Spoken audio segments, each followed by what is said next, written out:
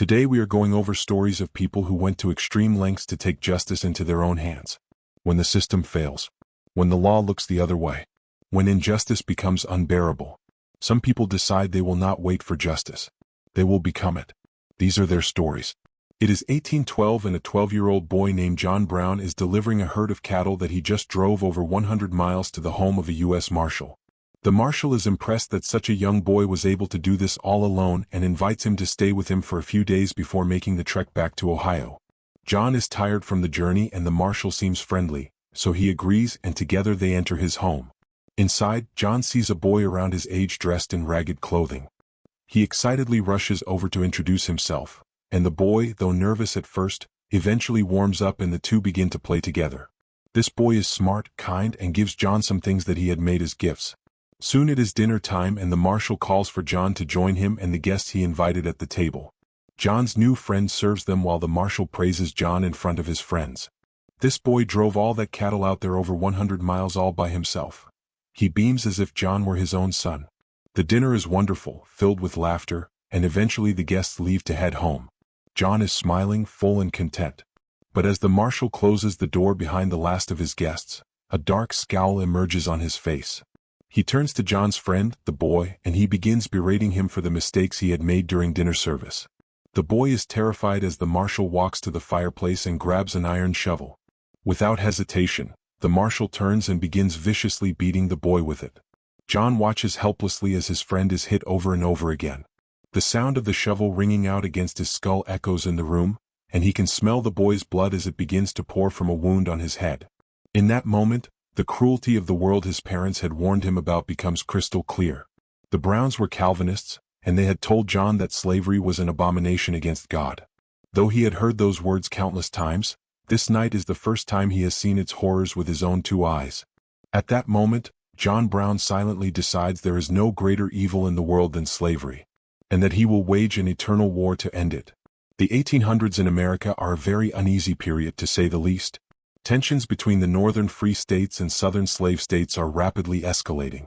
His father, an abolitionist, has begun helping escaped southern slaves by sheltering them as they make their way through the Underground Railroad. Because of this upbringing, John has learned to treat every person of color with dignity and respect. And so everywhere he goes, he is quick to befriend freed slaves and Native Americans. At the age of 16 he sets out to make it on his own as a man. He moves from city to city, trying his hand at various businesses, all of which seem to fail eventually. He has 20 children between 2 wives. And perhaps most importantly to him, he does whatever he can to help slaves escape to a better life in the North. In 1829, Brown is operating a secret safe house for the Underground Railroad in Pennsylvania. One day, some neighboring white families come over and ask for his help in driving out some Native Americans from their lands. Disgusted by the request, he answers back, "I would sooner take up my gun and help drive you out of the country." But as much as John Brown hates racism, half of the country feels exactly the opposite way. And by the 1850s, the question of slavery is tearing the nation apart. The government tries to compromise. They pass the Kansas-Nebraska Act, which says that new territories can vote on whether to allow slavery. And suddenly, Kansas becomes a battlefield.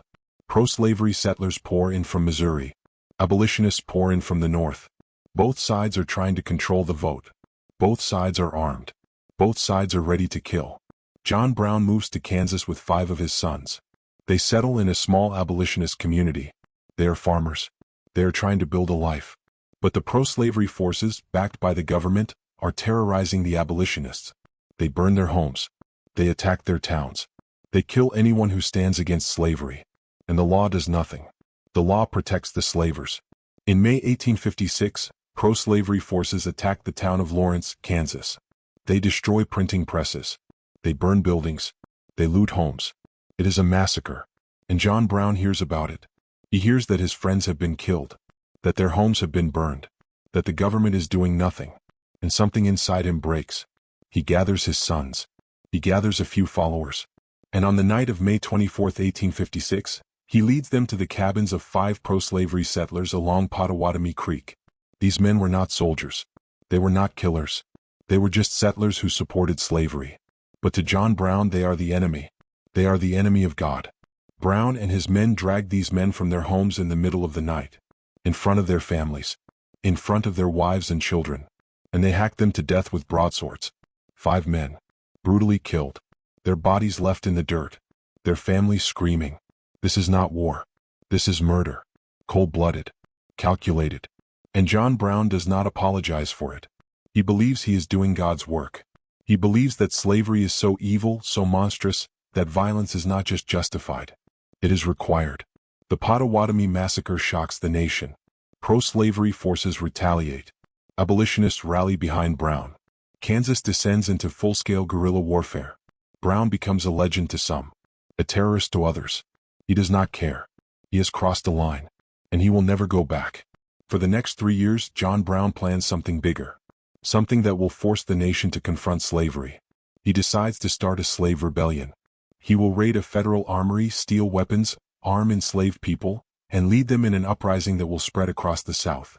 He will bring the war to the slavers. He will make them pay. On October 16, 1859, John Brown and 21 men, including 5 black men and 3 of his own sons, attacked the federal armory at Harpers Ferry, Virginia. They seize the arsenal. They take hostages. They wait for enslaved people to join them. But no one comes. The local militia surrounds them. The U.S. Marines, led by Colonel Robert E. Lee, storm the armory. Brown's men are killed. His sons are killed. Brown himself is captured, wounded, bleeding. He is tried for treason. And during his trial, he does not deny what he did. He does not ask for mercy. He stands in that courtroom and says, "I believe that to have interfered as I have done, in behalf of his despised poor, was not wrong but right. Now, if it is deemed necessary that I should forfeit my life for the furtherance of the ends of justice, and mingle my blood further with the blood of my children, and with the blood of millions in this slave country whose rights are disregarded by wicked, cruel, and unjust enactments, I submit. So let it be done." On December 2, 1859, John Brown is hanged. He walks to the gallows calmly. He hands a note to one of his guards. It reads, "I, John Brown, am now quite certain that the crimes of this guilty land will never be purged away but with blood." 2 years later, the Civil War begins. 600,000 Americans die. Slavery is abolished. And John Brown, the man who murdered 5 men in cold blood, who tried to start a slave rebellion, who was hanged as a traitor, becomes a martyr. A hero. A symbol of the fight against injustice. But here is the question. Was he a hero? Or was he a murderer? Can you commit evil in the name of good? Can you take justice into your own hands and still call it justice? John Brown believed he could. History is still deciding if he was right. Now let us go forward in time. To 1984. To a father named Gary Plauche. And to the moment he decided that if the law would not give him justice, he would take it himself. Gary Plauche lives in Baton Rouge, Louisiana. He is a regular guy. He works as a salesman. He has a wife. He has 3 kids. And his oldest son, Jody, is 11 years old. Jody is a good kid. Quiet. So, he does not have a lot of friends. But he has a karate instructor named Jeff Doucette. And Doucette is great with kids. He is patient. He is kind. He is someone Jody looks up to. Someone he trusts. But Jeff Doucette is not who he pretends to be. For months, Doucette has been grooming Jody. Gaining his trust. Manipulating him. And then in February 1984, Doucette kidnaps Jody. He tells the boy they are going on a trip. He drives him to California. And he sexually abuses him. 4 days. Gary Plauche is frantic. His son is missing. The police are searching. The FBI is involved. And then, finally, they find him. Jody is alive. Doucette is arrested in California. And he is extradited back to Louisiana to face trial. Gary Plauche is relieved. His son is safe. The monster who hurt him is in custody. Justice will be served. But then Gary starts thinking, what if Doucette gets a light sentence? What if he gets parole? What if he does this to another kid? What if the law fails? What if justice is not enough? Gary Plauche decides it will not be enough. He decides that Jeff Doucette does not deserve a trial. He deserves to die. On March 16, 1984, Jeff Doucette is being escorted through the Baton Rouge airport by police. He is in handcuffs. He is surrounded by officers. The media is there. Cameras are rolling. And Gary Plauche is waiting. He is standing by a bank of payphones, wearing sunglasses, holding a gun. As Doucette walks past him, Gary steps forward, raises the gun, and shoots him in the head. Point blank. On live television. Doucette drops. Dead instantly. The police tackle Gary. The cameras capture everything. and the entire country watches as a father executes the man who abused his son. Gary Plauche is arrested. He is charged with second-degree murder, and the country is torn. Some people call him a hero, a father who did what any parent would do. Others call him a murderer, a vigilante who took the law into his own hands. The trial becomes a national spectacle. Gary's defense argues temporary insanity, that the trauma of what happened to his son drove him to a breaking point, that he was not in control of his actions. The prosecution argues that this was premeditated, that Gary planned the murder, that he knew exactly what he was doing.